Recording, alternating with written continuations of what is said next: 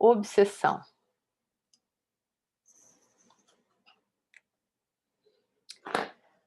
Nós vamos iniciar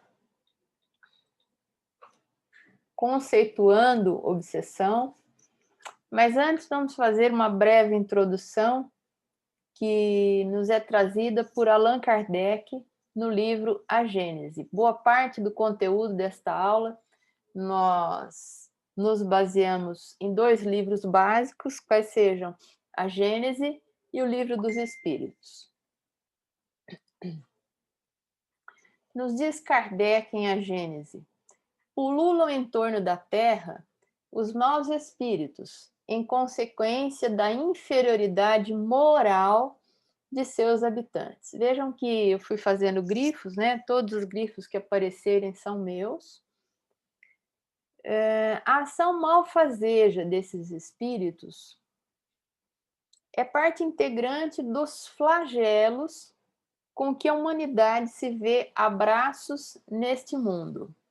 Então, eu tenho certeza que à medida em que a gente for discorrendo sobre os tipos de obsessão, os sintomas, né, a maneira como nós podemos, a forma pela qual nós podemos reconhecer casos de prováveis obsessões, vocês vão perceber que uma parte significativa, talvez, das pessoas que conhecemos, ou das problemáticas das pessoas que chegam até nós, podem, eventualmente, envolver a questão obsessiva, porque, como diz Kardec, pululam em torno da Terra os maus espíritos em consequência da inferioridade moral de seus habitantes. A gente vai ver que a nossa inferioridade moral é o que dá ensejo ao surgimento das obsessões, sejam elas de que natureza for, e que são provocadas, consideremos aí os maus espíritos, como sendo os espíritos inferiores, entendendo a inferioridade aí como a falta do desenvolvimento evolutivo dos espíritos, que por serem ignorantes, acabam se dedicando ao mal. Mas, nesse sentido, a gente pode entender que são espíritos maus no sentido de espíritos ignorantes e que, consequentemente, enveredam por essa escolha, digamos assim. E um outro ponto importante aí, né, que nós vamos destacar durante toda a aula: a inferioridade moral, no caso aí, da coletividade, né, humana. Então, praticamente, pode-se dizer, inclusive, que, já para usar um termo contemporâneo, podemos dizer, sem medo de errar, que a obsessão espiritual é uma pandemia que assola o mundo todo, né? São aquelas epidemias disseminadas. E muitas vezes são classificadas com outros nomes, recebem diagnósticos ou se assemelham a diagnósticos psiquiátricos e tudo mais, e muitas vezes as duas coisas caminham juntas, como a gente vai ver. Bom, o nosso roteirinho da aula de hoje vai se basear inicialmente no conceito do que é obsessão, tá? Quais são as causas, os mecanismos pelos quais elas ocorrem, e para isso a gente vai relembrar algumas coisas importantes, conceitos essenciais que a gente falou na aula sobre pensamento, efeitos que uma obsessão produz na vida da pessoa. Vamos falar sobre eles, e é através dos efeitos que a gente pode reconhecer a atuação obsessiva, né? Se fosse na odontologia ou na medicina, em vez de efeito, a gente escreveria sintomatologia, né? O que é que a pessoa sente? O que acontece? Quais são as queixas que ela traz? E os tipos de obsessão, segundo a classificação que se encontra no Livro dos Médiuns. Então, vamos ao conceito. Vejam só que interessante. Retiramos esse conceito de A Gênese.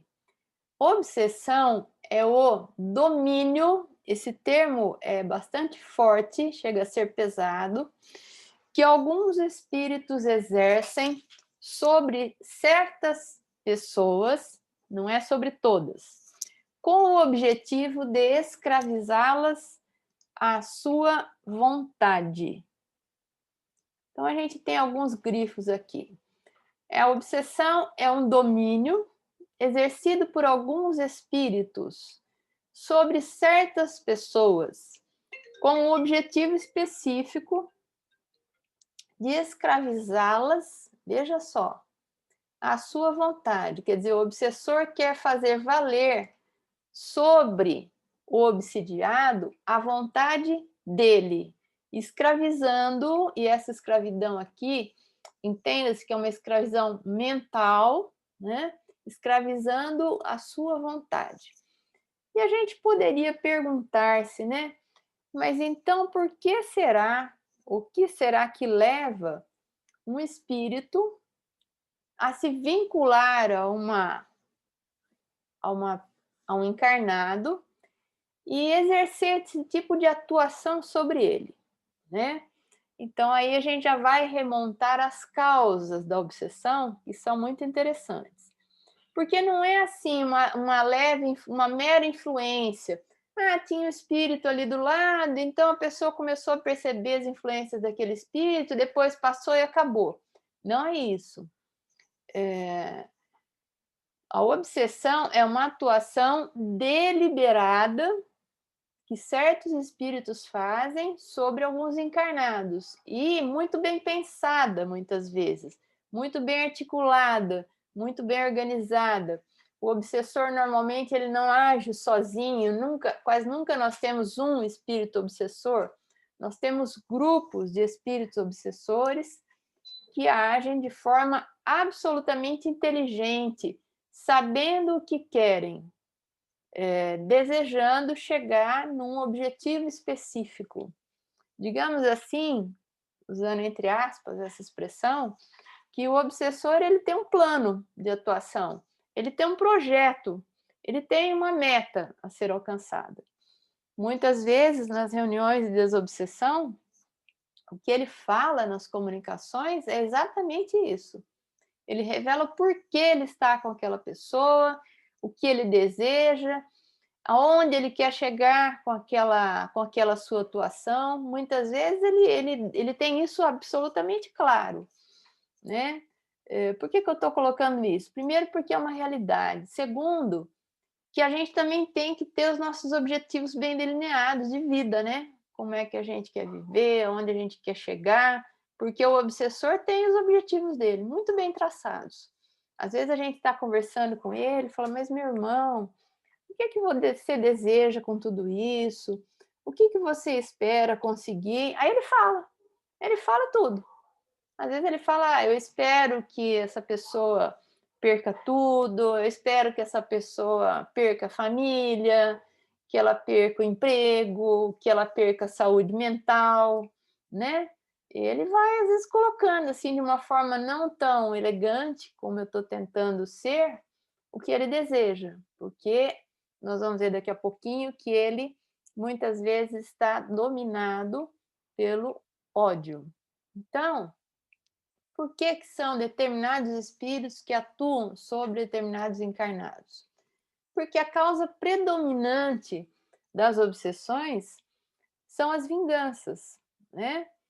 Fala, mas vingança, Cláudia? Vingança do quê? O que que eu fiz? A primeira vez que eu tive um problema espiritual, eu era muito jovem, estava no segundo ano de faculdade, e aí comecei, não sabia nada, né? Não sabia o que era espiritismo, não sabia o que era espírito, muito menos o que era obsessão. Comecei a ficar doente, comecei a não conseguir assistir às aulas da faculdade, quase fui reprovada. E aí comecei a frequentar o grupo naquela época, um grupo que ainda iniciava, esse grupo que hoje é o grupo de desobsessão, coordenado pela dona Léia. E lá eu ouvi falar de espírito, de obsessão, e de vidas passadas, e de vinganças eventuais. E eu falava, gente, mas o que que eu fiz, né? E aí, aos poucos, eu fui entendendo, logo depois me orientaram a começar a estudar espiritismo, e aí eu fui entendendo o que que vinha acontecendo comigo. Então, são espíritos que desejam, que nutrem um sentimento de ódio e têm um desejo de vingança para conosco. Aí fala, gente, mas não fiz nada para ninguém nesta vida. Muitas vezes nessa vida a gente não fez mesmo. Com certeza, muitos de nós nesta vida somos boas pessoas, somos pessoas de bem, buscamos auxiliar, buscamos ser pessoas corretas, nos pautar pela ética. Não somos santos? Claro que não. Mas também, por outro lado, não reconhecemos em nós atos que pudessem gerar ódio em alguém, desejo de vingança. E aí você se pergunta, mas de onde vem isso? Né? Um espírito que nutre um verdadeiro ódio por mim, de vidas passadas. Né? Muitas vezes hoje você convive com a pessoa, você vê que é uma pessoa boa, porém, nem sempre foi assim, o que vai mostrando o quanto a gente evolui. Às vezes a gente fica surpreso, uma pessoa que a gente conhece, que a gente considera uma boa pessoa, começa a ter algumas queixas, faz lá a entrevista, geralmente com a Mara, né? Mas tem outros companheiros que nos auxiliam nas entrevistas, quando a pessoa está precisando de um tratamento, a Silvana também auxilia nas entrevistas, e ela coloca lá os problemas, o que ela sente, o que ela percebe, às vezes são sintomas que ela tem que são no nível mental, outras vezes são físicos até, outras vezes são alterações no relacionamento familiar, perda da paz no lar, uma série de coisas. E aí você fala, nossa, bom, e aí essa ficha vai para o trabalho mediúnico e a dona Leia geralmente coloca o problema em linhas gerais, sem esmiuçar muitos detalhes que foram colocados na entrevista. E aí o espírito vem, ao longo da reunião mediúnica, se comunica e fala histórias quase inacreditáveis que envolveram aquela pessoa que é hoje encarnada, às vezes até um trabalhador da casa, uma pessoa boníssima, dedicada. E aí você ouve aquelas histórias e fala, que coisa, né? É a mesma pessoa. O que mostra o quanto a gente melhora no curso do tempo, né? Hoje, às vezes, a pessoa não tem coragem de matar uma mosca, mas, às vezes, lá atrás, cometeu atos verdadeiramente lamentáveis, né? Então, tem muitas histórias da época da escravidão, da época do período feudal, de períodos mais remotos ainda, de coisa de séculos e séculos atrás, de coisas praticadas na época da Inquisição. Tem muita gente por aí sofrendo efeito de ação de espíritos obsessores que foram mortos, trucidados, que foram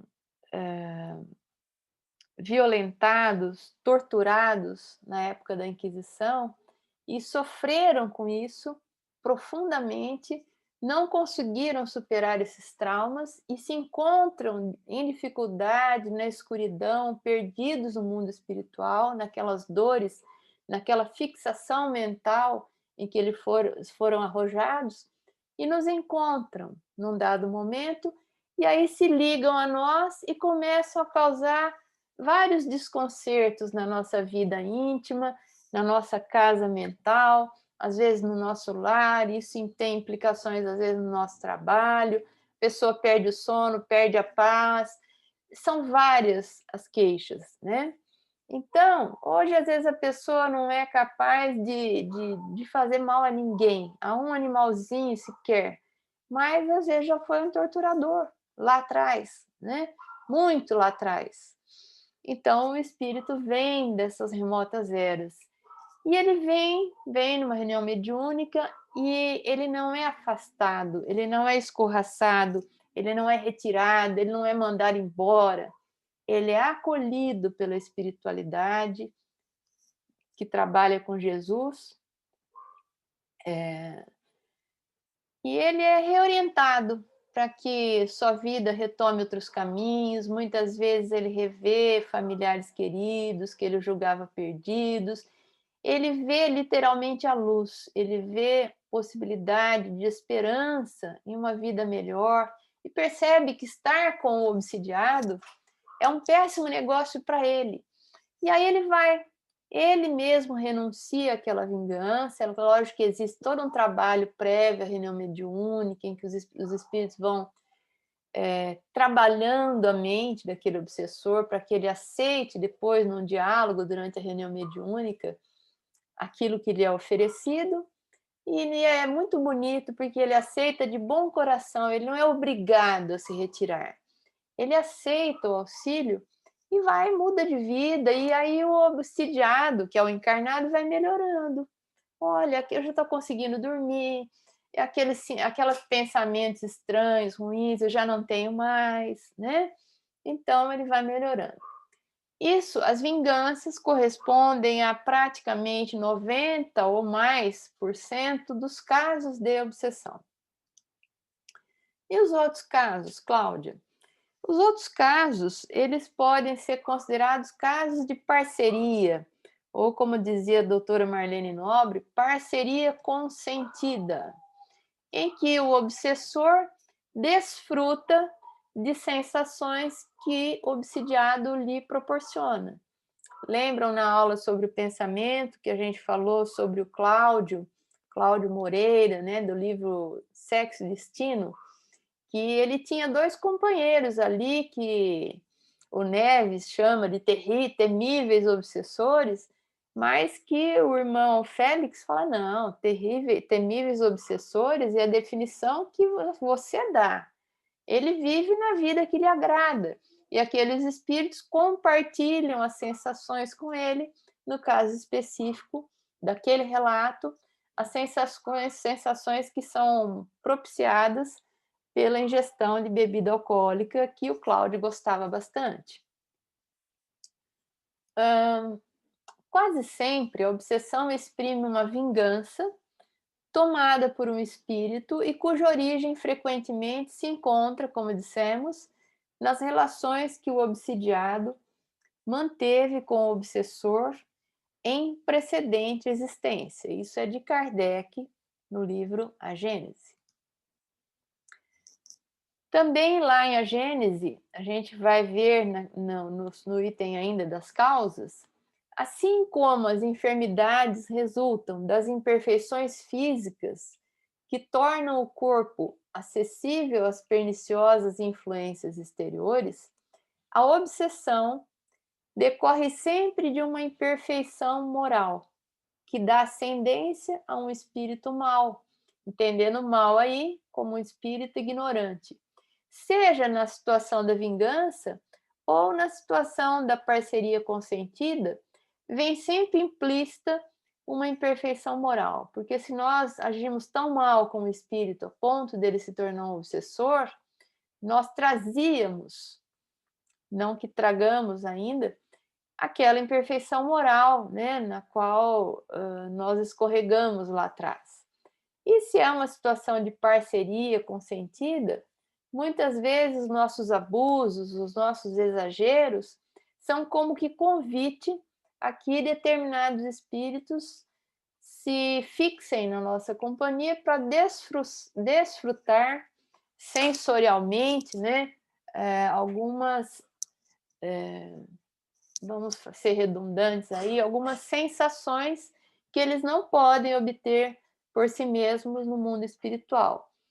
Seja abuso de comida, seja abuso de sexo, seja abuso de droga, todo tipo de abuso entra nessa questão da parceria espiritual. Alguns chamam isso de vampirismo, um termo pesado também, né? Onde o obsessor ele como que vampiriza as energias vitais, os fluidos vitais carregados dessas sensações que nós descrevemos.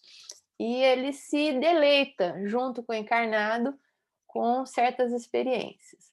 Então, isso é o que nós chamamos brechas. São problemas, digamos assim, no nosso comportamento que nós mesmos reconhecemos como tal. Não é ninguém que vai apontar o dedo para nós e falar: olha, você é assim, você é assado.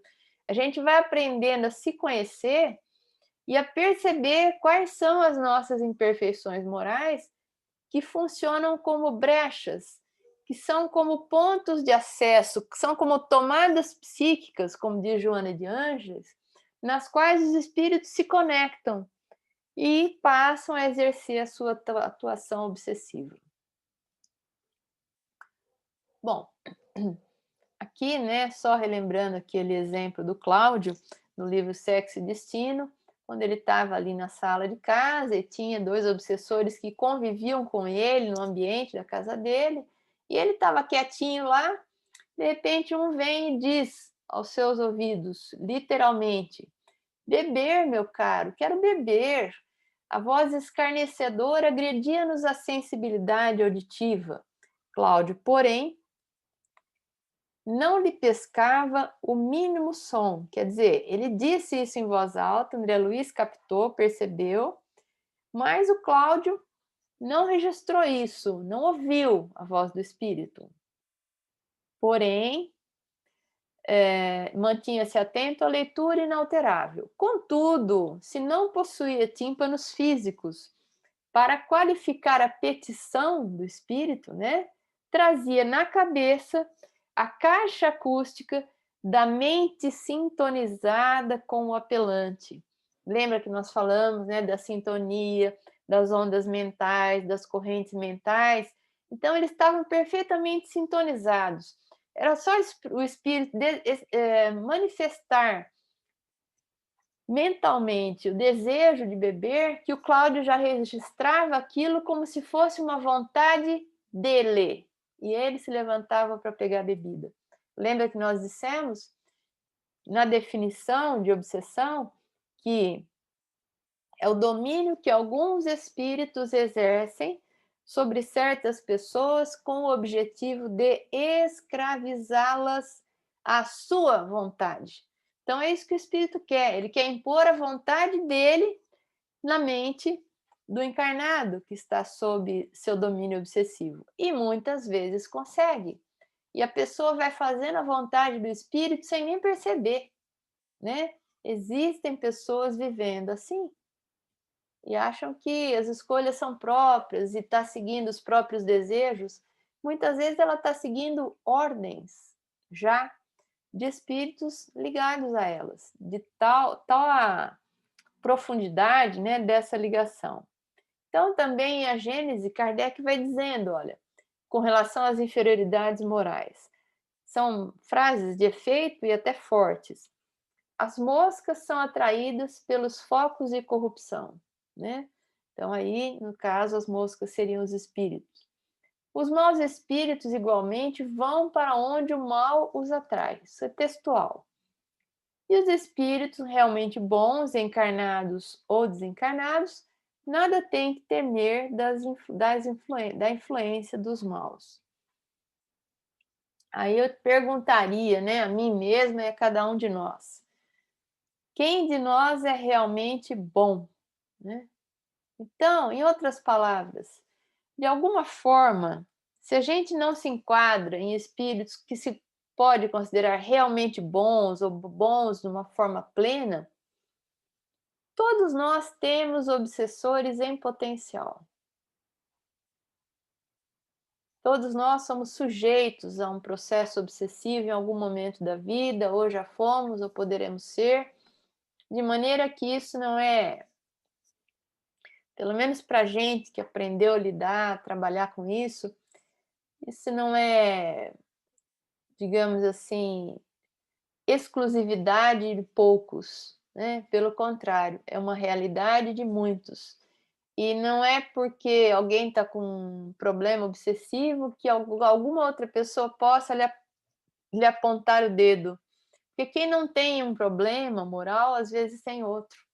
Então, às vezes o espírito não se usa, ele não usa sempre a mesma dinâmica, a mesma estratégia para todas as pessoas. Ele usa a análise que ele faz da nossa vida íntima e cada um ele vai influenciar de uma forma com base nas suas fragilidades. Então, quem de nós já não fez o que não devia fazer? Quem já não atentou contra as leis divinas, prejudicando alguém em vidas passadas? Enfim, quem de nós já não errou, já não prejudicou pessoas e quem não tem obsessores em potencial, né? Praticamente todos nós. Então, a gente vai aprender também que os espíritos eles identificam as nossas fraquezas morais e atuam sobre elas, amplificando-as. Nós temos um amigo que ele diz uma coisa. Opa, deixa eu voltar aqui. Que ele diz uma coisa bem interessante sobre o espírito obsessor. Ele fala: o espírito obsessor ele não inventa nada quando ele resolve atuar sobre alguém. Ele apenas aumenta. Então, se a pessoa está irritada, né, anda nervosa, pavio curto, e está atribuindo isso a uma atuação obsessiva, pode ser. Mas pensemos que o obsessor ele não inventa nada, ele só atua sobre uma fragilidade que a pessoa já traz. Então o espírito analisa, vê que a pessoa já é um pouco irritada, já é um pouco ansiosa, e ele vai trabalhar esse ponto de fragilidade naquela pessoa. E dali a pouco, né, ela briga com todo mundo, perde o sono, não consegue dormir, se sente extremamente ansiosa, e às vezes vai no pronto-socorro, tem crises como se fossem crises de pânico, às vezes até diagnosticadas como crises tipo pânico, né? Mas às vezes são influências obsessivas. Quantos casos já não vimos? Outras vezes a pessoa é mais para baixo, é mais pessimista, mais negativinha, né? Mais assim, melancólica. E o espírito vai usar esse traço da sua personalidade. Ela não é agressiva, ela não é pavio curto, pelo contrário, às vezes a pessoa é super paciente, mas ela é assim, melancólica. O espírito vai utilizar isso, vai começar a influenciá-la nesse sentido. Ai, fica aí deitadinha, fica na cama. Você ia caminhar hoje de manhã? Não vai, não. Você não tá boa, você tá com uma dorzinha aqui, você tá com uma dorzinha ali. Fica na cama mais um pouco. Você não tá muito boa hoje, né? E vai a pessoa não escuta isso, mas ela traz a mente sintonizada, como apareceu lá no exemplo do Cláudio. E ela vai acolhendo essas sugestões. Então ela vai falar: acho que eu não vou mesmo, eu não vou caminhar, eu não estou nem muito boa, acho que eu não vou nem trabalhar, porque eu não estou bem. E aí, às vezes, ela não vai, depois, no outro dia, ela começa a ter várias outras queixas, ela começa a sentir um desencanto pela vida, e tudo vai ficando sombrio. Por quê? Que um fica irritado e o outro fica tendendo à depressão. Porque um já traz a irritabilidade como característica da personalidade, o outro já traz a melancolia como característica própria. E o outro, às vezes, é um consumista. Tudo é material para os espíritos obsessores. Para complicar a vida de uma pessoa que já é um pouco consumista, é fácil, né? É só exacerbar esse lado da pessoa. Daqui a pouco ela está endividada, com cartão estourado, briga com o marido, briga com os filhos, vira aquele pandemônio a casa. Tudo, às vezes, começou por uma influência obsessiva. Mas vejam, o espírito não criou a irritabilidade, não criou a melancolia e não criou a compulsão pelas compras. Ele só ampliou tudo isso num nível muito grande. Então, isso é importante, porque depois, quando a gente for falar de desobsessão, essa autoanálise ela é importante para que a pessoa entenda qual é a parte que lhe cabe num processo de cura da obsessão, que é exatamente fechar essas brechas de conexão com essa espiritualidade que potencialmente possa influenciá-la. Se você é uma pessoa irritável, é preciso ir domando esse nosso mau gênio, né? Se você tende à melancolia, é preciso ir trabalhando o íntimo para que a pessoa vá ficando um pouco mais positiva, vendo a vida com mais alegria, com mais positividade. Se a pessoa reconhece que é uma pessoa consumista e aquela pessoa que se endivida e depois não usa aquilo que compra, porque é aquele desejo de comprar, né? Ela também vai tentando trabalhar esses pontos, e com isso nós vamos vedando aquelas tomadas psíquicas nas quais os espíritos tendem a se ligar. Então, vamos guardar isso. Espírito obsessor não cria nada, ele não inventa nada que nós não tenhamos, ele só amplia, ele só aumenta os nossos problemas, digamos assim. Lembrando, então, né, que onde há pensamento, há correntes mentais, e onde há correntes mentais existe associação, e toda associação é interdependência e influenciação recíproca, né? Então, os espíritos se ligam a nós por processos essencialmente mentais, como nós já explicamos bem detalhadamente na aula do pensamento.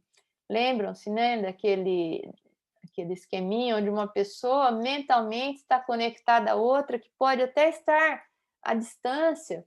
Isso vale para a conexão mental entre encarnados, entre desencarnados, entre encarnados e entre dois desencarnados, entre dois encarnados e entre desencarnados e encarnados, de forma que a gente vive sintonizado com aqueles que pensam mais ou menos como pensamos e nos encontramos conectados. Isso explica por que muitas vezes o obsessor não precisa estar ali do nosso lado, e muitas vezes ele não está. Ele só está conectado mentalmente conosco. Às vezes ele está à distância. A pessoa vai no centro espírita, vê a palestra, toma o passe, e o obsessor muitas vezes está à distância. Ele nem se aproxima da casa espírita, porque ele sabe que ali é perigo para ele. Mas a espiritualidade tem processos de trazê-lo para a reunião mediúnica. Mas ele não vai por livre e espontânea vontade. Porque ele não precisa ficar ali grudadinho do lado daquele que é obsidiado. Às vezes, popularmente, se chama o obsessor de encosto, né? Mas isso não é uma realidade. Ele não está aqui, ó, do lado da pessoa.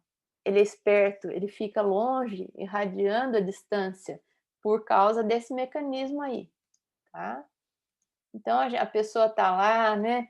Às vezes, às voltas, com seus pensamentos, com seus sentimentos, e ele está conectado com ondas mentais do obsessor ou dos obsessores, que às vezes estão a uma bela distância dele, mas estão mentalmente conectados o tempo todo. Aqui eu gostaria de destacar um diálogo entre Silas e Leonel, do livro Ação e Reação, de André Luiz, onde nós encontramos o seguinte: vejam que interessante, como eles sabem o que fazem. Assim aprendemos nas escolas de vingadores que todos possuímos, além dos desejos imediatistas comuns, em qualquer fase da vida, um desejo central, um tema básico dos interesses íntimos. Por isso, além dos pensamentos vulgares que nos aprisionam à experiência rotineira, emitimos com mais frequência os pensamentos que nascem do desejo central, que nos caracteriza, pensamentos esses que passam a constituir o reflexo dominante da nossa personalidade. Nossa, Cláudia, complicado isso. O que você está querendo dizer? Eu não. O Silas, né? Primeiro que existem escolas de vingadores no plano espiritual, onde os espíritos aprendem técnicas de desobsessão. E daí, Cláudia? E daí, por isso que é importante e por isso que a gente precisa fazer curso. Eles fazem curso. Eles aprendem técnicas, tem escolas de vingadores. É uma espécie de crime organizado no mundo espiritual, gente. Eles não são bobinhos, não, que estão ali. Nem todos são sofridinhos, muitos são, mas tem aqueles que são, eles se dedicam realmente ao mal pela sua ignorância. Então, eles frequentam escolas para poder, enfim, vão obtendo lições uns com os outros para poder executar a sua ação obsessiva. E a gente fica aqui desprotegido, despreparado, sem nem saber o que é obsessão? Não! A gente tem que estudar, tem que conhecer o mecanismo. É a nossa única arma, digamos assim, é a nossa vacina, para usar um termo contemporâneo também, né? É a nossa possível defesa. E o que ele revela aí, o Silas, conversando com o Leonel? Toda pessoa tem um padrão, um desejo central na sua personalidade e a sua vida gira em torno daquilo. Mesmo que ela não tenha uma clareza muito grande desse desejo central, dessa forma de pensar, ela vai vivendo, mas aquilo está ali na base da sua existência. Por exemplo, uma pessoa avarenta, uma pessoa que tem extremo apego ao dinheiro, ela às vezes até vai vivendo, você nem percebe muito isso, às vezes nem ela percebe isso tanto. Mas tudo na sua vida gira em torno do dinheiro, desse apego ao dinheiro. Isso também é uma brecha que os obsessores podem e utilizam muito, né? Então ela vive uma vida aparentemente normal até, mas ela tem esse desejo central, ela tem esse reflexo dominante da sua personalidade. Outra é uma pessoa absolutamente ligada às questões sexuais, extremamente sensual, embora às vezes ela nem ostente, nem aparente nada disso. Mas isso está na base da sua personalidade. E às vezes é um problema para ela, inclusive, um problema íntimo, que ela não partilha com ninguém. Mas é nesse desejo central, é nesse ponto importante, submerso da nossa personalidade, que os espíritos atuam, porque eles identificam esse tema central, esse tema básico, esse desejo central dos nossos interesses mais íntimos. Por isso que aqui nós colocamos uma figura de pessoas com máscaras, que não deixa de ser um retrato de nós mesmos, né?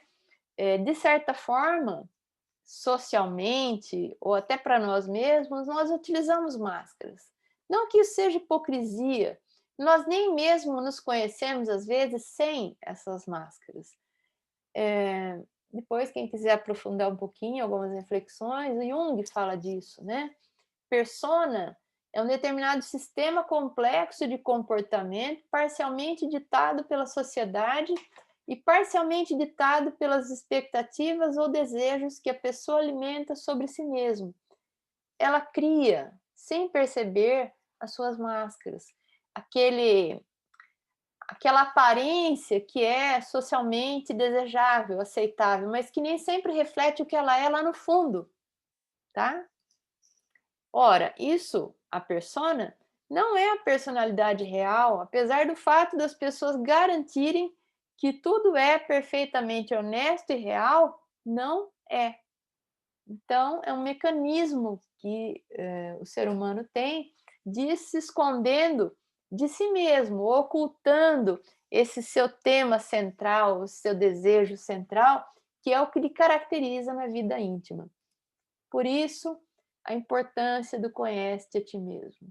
A gente buscar se conhecer em profundidade, para identificar em profundidade as nossas mazelas, os nossos problemas morais, fechar essas brechas de conexão com a espiritualidade, os espíritos obsessores, e aí sim fazer um trabalho real de reforma íntima, sem o qual não há desobsessão possível. Pode haver até uma melhora temporária, mas desobsessão real não existe sem mudança, sem reforma íntima e que parte desse autoconhecimento, dessa autoanálise que a pessoa faz de si mesma, né? Também, só vamos mencionar brevemente, os obsessores têm métodos de análise do nosso mundo íntimo. Isso é muito bem relatado nos livros de André Luiz. Sabem nossas opiniões, conhecem nossas tendências.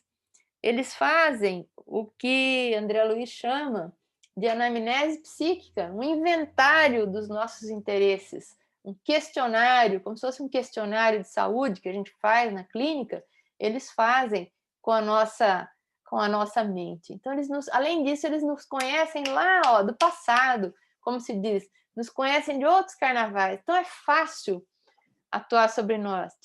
Colocando aí outro detalhe importante, que eles nos veem, nós nem percebemos que eles estão próximos.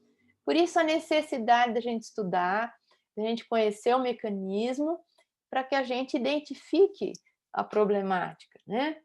E como é que eles atuam? Eles atuam sobre a nossa mente, prioritariamente. Então, às vezes a pessoa começa a ficar depressiva, não que toda depressão seja obsessão, mas uma boa parte delas são. Ou às vezes ela começa a ficar irritada, ou começa a ficar agressiva, ou começa a achar que ela está certa e todo mundo em volta está errado, todo mundo que faz uma mera observação ou pequena crítica, às vezes tentando ajudar, a pessoa já se afasta daquela pessoa. Isso a gente vai ver daqui a pouco, que caracteriza a fascinação, né, que é um dos tipos de obsessão. Às vezes, a pessoa fica tão desgostosa da vida, achando que ela não presta para nada, que ela é um peso morto, a autoestima fica tão baixa, que ela chega a pensar em acabar com a própria vida, porque não tem sentido, porque a vida dela é algo que não merece prosseguir, a pessoa se sente um nada, e ela sofre tanto que às vezes ela tende a cometer o suicídio como forma de aliviar esse sofrimento, tá? Então, algumas situações assim podem ser influenciadas também por espíritos obsessores. Podem atuar nos ambientes. Então, às vezes, o ambiente do lar fica ruim, o ambiente de trabalho fica irrespirável, aquela situação em que ninguém se entende em casa, mas o que aconteceu de grave? Teve uma briga muito séria, algum problema? Não, não teve um problema. Tudo virou um problema na casa. Ninguém se entende, ninguém conversa, e se tenta conversar só piora. Sabe aquele climão, como se diz? Então, às vezes é aquilo. E não tem uma causa plausível, porque às vezes tem, então tem que resolver a causa. Não, fulano fez uma coisa que eu não gostei, não concordei, foi muito grave, ok, vamos tentar resolver. Mas, às vezes, com influência espiritual, não tem uma causa identificável. Às vezes, no ambiente de trabalho, né? É muito comum essa expressão, meu chefe está me perseguindo. Então, a gente tem que pensar, será que é com razão ou sem razão? Porque, às vezes, o funcionário é péssimo. Se é sem razão, como a gente já viu em muitos casos, pode ser que o obsessor esteja atuando na mente do patrão para prejudicar aquele que é subordinado, né? Às vezes um colega complicando a vida do outro no ambiente de trabalho. Então, às vezes o obsessor ele atua indiretamente, agindo nas pessoas que se relacionam com o obsidiado. E às vezes a pessoa tem sensações predominantemente ou sintomas predominantemente no corpo físico, dores, por exemplo, dificuldade para respirar, taquicardias, né? O coração dispara. Isso quem é médium praticamente de vez em quando tem. e aí às vezes vai parar no hospital, acha que vai morrer, e às vezes é atuação espiritual. E às vezes tem tudo junto, e só está dividido assim para a gente entender melhor, tá? Às vezes a pessoa tá pessimista, tá negativa, tá com a autoestima lá embaixo, tá tudo complicado no ambiente do lar e ainda tem dores físicas, tem mal-estar, tem vários sintomas vagos, vai no médico, não encontra nada, né? Então, às vezes, ela tem tudo junto ao mesmo tempo. Kardec classifica as obsessões como obsessões simples, a gente vai falar de cada uma, fascinação e a subjugação.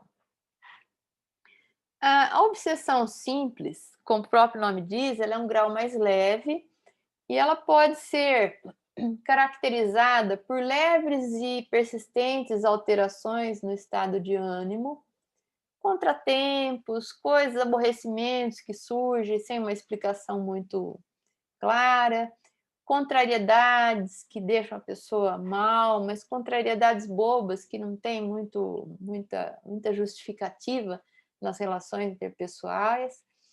E às vezes um mal-estar físico sem causa. Não sei, tenho tido uma dor de cabeça esquisita, mas eu não encontro motivo. Tenho tido umas taquicardias, eu estou desanimado, eu estou tendo insônia, eu estou assim, estou diferente, estou meio intranquilo. Isso pode ser uma obsessão simples. Por que eu digo pode ser? Porque pode ser um monte de outras coisas. Se a pessoa tiver um hipotiroidismo, por exemplo, e ela estiver tendo alterações hormonais, ela pode ter isso também. Ela pode ter taquicardia, ela pode ter alteração de sono, ela pode ter desânimo, até um padrão leve de depressão, né? Se for mulher próxima à menopausa, isso pode ser hormonal também. Pode ser espiritual? Pode. Pode ser hormonal? Pode. E pode ser hormonal e espiritual. O hormonal pode estar sendo intensificado pela questão hormonal. Por isso que não é tão simples. Não tem médium também que olhe para a pessoa e fala: meu amigo, você está com um problema obsessivo. Às vezes, isso justifica um tratamento. Isso sugere um problema obsessivo. Então, a pessoa às vezes inicia um tratamento. Já vimos casos assim que nunca veio nenhum espírito e a pessoa melhorou. Já vimos casos assim, ou até mais leves, e que veio muitos espíritos e a pessoa melhorou muito. Então é muito variável, né? Não temos uma bola de cristal. Porém, vejam a dica do André Luiz. Sempre que você experimente um estado de espírito tendente ao derrotismo, perdurando há várias horas, sem causa orgânica ou moral de destaque, havente a hipótese de uma influenciação espiritual sutil. Então, né, se a pessoa fez investigação das taxas hormonais, por exemplo, está tudo ok, não tem nada que justifique aquele complexo de sintomas. Então, vamos primeiro por mais provável, né? E o pior identificável materialmente. Vamos fazer os exames médicos. Tá tudo bem? Então, é hora da gente começar a desconfiar de uma influenciação espiritual sutil. Aí vem a dica de André Luiz: seja claro consigo para auxiliar os mentores espirituais a socorrerem você. Essa é a verdadeira ocasião da humildade, da prece e do passe. A prece e o passe a gente vai abordar semana que vem quando falarmos da desobsessão.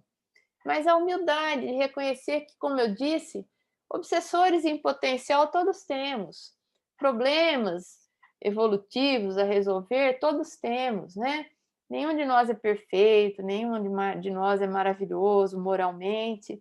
Então, abrirmos-nos à possibilidade, eventualmente, até de admitir uma necessidade espiritual para que a gente seja auxiliado. Às vezes isso é uma necessidade básica, né? Bom, eu queria pedir para me estender mais uns minutinhos com vocês. Se alguém precisar sair por conta de horário, fique à vontade, né? Mas a gente vai concluir a classificação aqui. Bom, então, toda vez que a gente se sentia assim, achei que isso ficou tão claro de André Luiz, né? Estado de espírito tendente ao derrotismo, perdurando por muitas horas ou muitos dias, sem uma causa orgânica ou moral de destaque, né? Porque às vezes a gente está abatido, derrotado, porque a gente discutiu com alguém, porque a gente se aborreceu, tem uma causa. Mas se não tem uma causa orgânica nem moral de destaque, uai, uma causa existe. E se ela não está no físico, nem nas nossas relações, talvez ela esteja no mundo espiritual. Então a gente precisa aventar esta possibilidade, uma obsessão simples. A fascinação é um outro tipo de obsessão, onde o obsessor ele usa muito o orgulho do fascinado. A fascinação ela não tem aparências exteriores, pelo contrário, a pessoa se sente ótima. Ela não tem dor, ela não tem, às vezes, negativismo, derrotismo, depressão, nada. Pelo contrário, ela está plena e absoluta, como se diz, né? Poderosa, sem aparências exteriores. Porém, o espírito cria na mente da pessoa ilusões, geralmente ilusões de superioridade, e o espírito, na subjugação, ele infla o ego da pessoa. Fala, você é mais inteligente, você é mais isso, você é mais aquilo. Não ouça aquela pessoa que é um pobre coitado, que não entende nada das coisas, e com isso vai colocando ideias estranhas, e às vezes malucas, na ideia das pessoas, na mente das pessoas, que se deixam fascinar porque já são muito orgulhosas por natureza, e aí todo mundo praticamente se encaixa, porque todo mundo tem algum grau de orgulho, né? Então, olha que perigo, né? O espírito vai criando ilusões e a pessoa vai se achando, tá? Ele cria distorções da realidade. Sabe aquela pessoa que ela tá certa sempre e todo mundo que está em volta dela está errado? Não sei se vocês já viram isso. Todo mundo percebe que a coisa está fora, que o comportamento está estranho, que tá errado, que a pessoa vai sofrer com aquilo, mas para ela todo mundo está errado e ela está certa, não admite nenhuma crítica. Pode ser um caso de fascinação. Às vezes, esta fascinação ocorre no médium. Então, o médium acha que a comunicação dele é a melhor de todo mundo do centro. E se alguém faz alguma observação que é obrigação do dirigente da reunião mediúnica, muitas vezes o médium se queima, ele se melindra, porque imagina, a minha comunicação é plena, maravilhosa, dou comunicações de espíritos famosos, né? Espíritos com uma linguagem assim elevadíssima, são as melhores. Eu sou o melhor médium, as minhas são as melhores comunicações, e às vezes, gente, tá dando comunicação ridícula, sem noção, ocupando o tempo da reunião mediúnica. E quando o coordenador da reunião vai conversar com ele para ele ajustar, para ele começar a perceber certos detalhes da comunicação, ele sai. Eu não vou ficar aqui. A pessoa não está sabendo, uma vez eu escutei isso, a pessoa não está sabendo aproveitar o meu potencial. Saiu e está aí por aí fazendo besteira até hoje, a pessoa, né? Se complicou com essa história. E aí a pessoa sai do grupo mediúnico, sai do centro, aí vai no outro centro, começa a mesma história, alguém quer conversar, ela sai daquele outro centro, vai pulando de centro em centro, porque imagina, ninguém reconhece o meu potencial. Na verdade, o coitado está fascinado, está faltando um pouquinho de humildade para se perguntar se realmente, né, ele não precisa corrigir alguma coisa nas próprias comunicações ou no modo de ver, de viver, e todo mundo em volta está errado, menos a pessoa que está sendo obsidiada, fascinada. Então, isso baseia-se na exaltação do orgulho. Existe uma. Os espíritos chegam a produzir na cabeça dessas pessoas delírios. Só elas enxergam determinadas coisas. em oposição ao mínimo bom senso, né? E o obsidiado chega à situação de muitas vezes ser exposto ao ridículo sem perceber, porque ele chega num ponto de dominação pelo espírito obsessor, que o obsessor faz o que quer dele, que ele já não ouve mais ninguém, a mente do fascinado, como o próprio nome diz, né? Ele está completamente fascinado pelas ideias do espírito.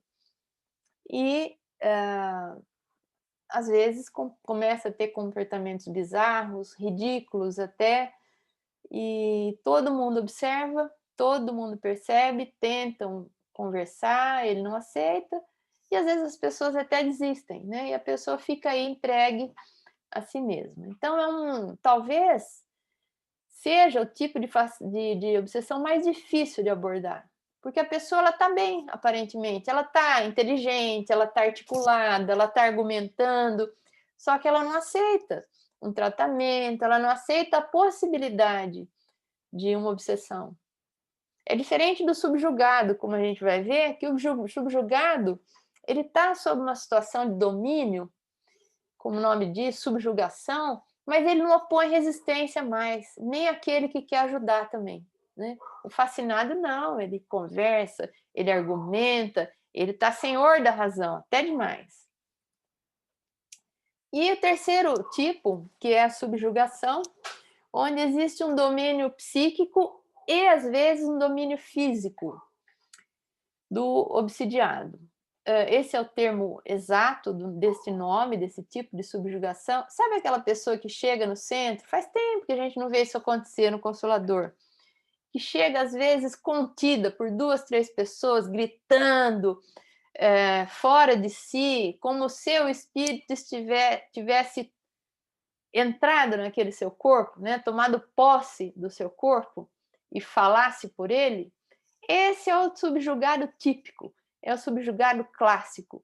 Aquela menina que às vezes é frágilzinha e quando ela fica subjugada, precisa de 2, 3 homens para segurar. Outro dia alguém falou, olha, vamos pedir pela fulana, porque ela bateu no pai, bateu no marido e bateu no irmão. Eu falei, mas como? Eu conheço a menina, né? É minhonzinha, menor que eu, frágilzinha. Bateu. Bateu porque estava envolvida por espíritos, era um caso de subjugação, ninguém conseguiu segurar. Então, essa é a típica subjugação. O obsidiado não opõe resistência, por outro lado. Do ponto de vista de, olha, vamos no centro, você precisa de um tratamento, porque ele nem tem resistência mais para opor. A sua vontade está completamente dominada. Dá a impressão, para quem vê de fora, que o obsessor tomou posse do corpo do encarnado. Por isso também, lá no Evangelho, a gente vai ver a utilização do termo possessão, possessos. Mas Kardec não gosta, não, rejeita esse termo e usa subjugação, porque posse dá a ideia de que o espírito tomou posse daquele corpo, o que não é verdade. A posse do corpo é do espírito encarnado. Pensamento e movimento são comandados pelos obsessores. A voz do obsidiado muda, às vezes é uma menina frágilzinha, como eu disse, fala com uma voz masculina, com expressões às vezes chulas, que ela jamais utilizaria. Tendo-se a sua reputação espalhada por toda a Síria, traziam-lhe os que estavam doentes e afligidos por dores e males diversos, os possessos, os lunáticos, os paralíticos, e ele a todos curava. Isso está em Mateus capítulo 4, versículo 4. Então, Jesus promovia desobsessão, e isso está narrado nos evangelhos.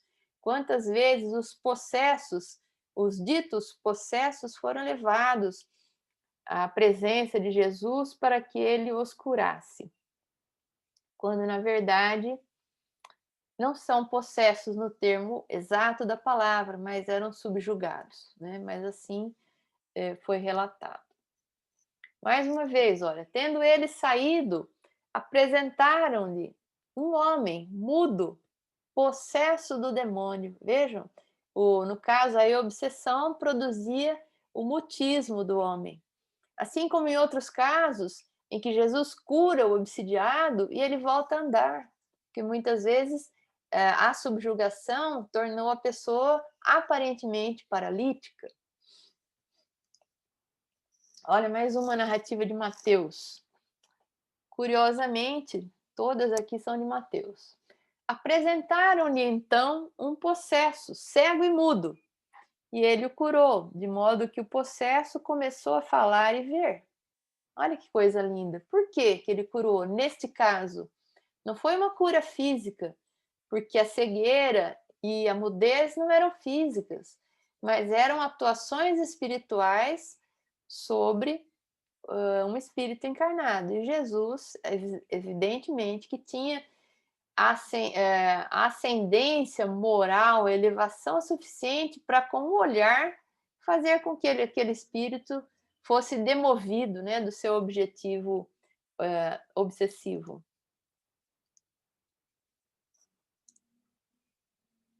Mais uma narrativa de Mateus.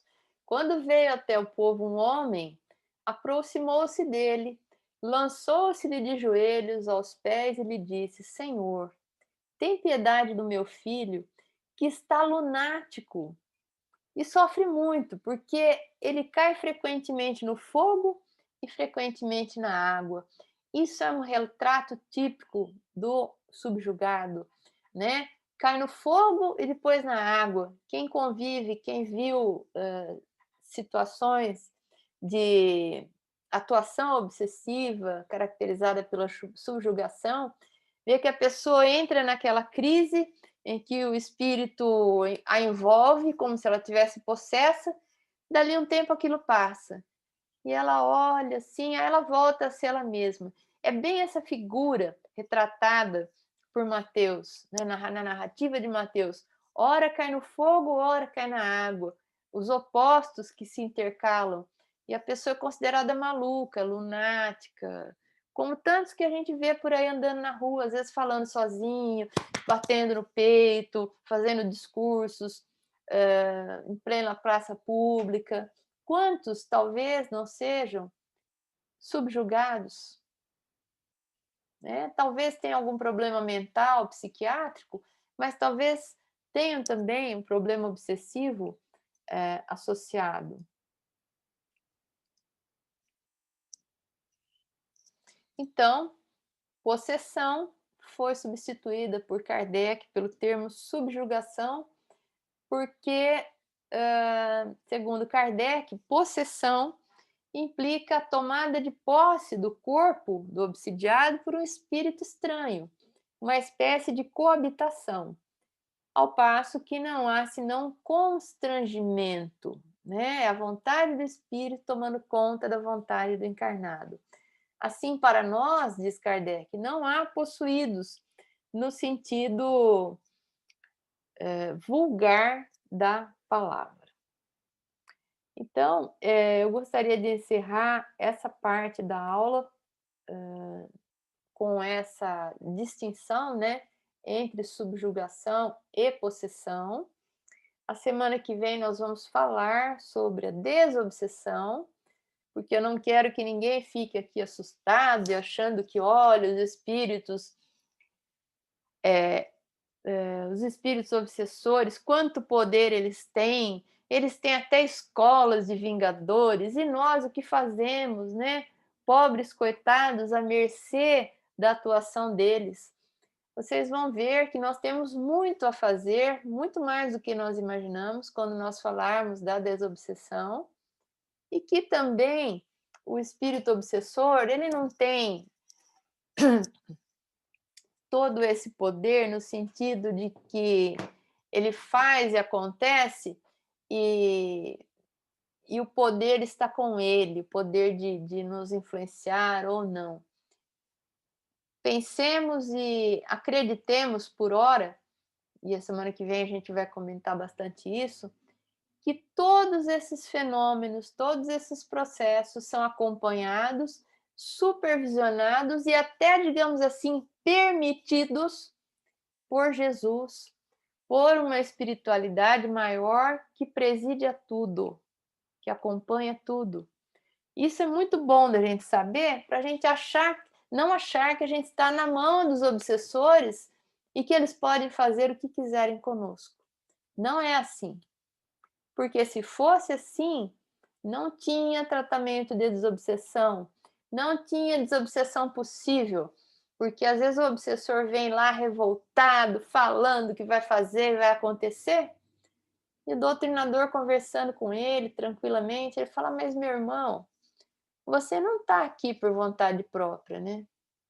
Aí ele leva um susto e ele fala: então, você foi obrigado a estar aqui para conversar conosco, porque existe um poder maior, existe uma luz acima de todos nós, e essa luz é Jesus. E aí, o espírito ele continua esbravejando, mas ele vai entendendo que ele não pode resistir contra essa luz maior que incide sobre todos, que é o bem, que é o amor que emana de Jesus.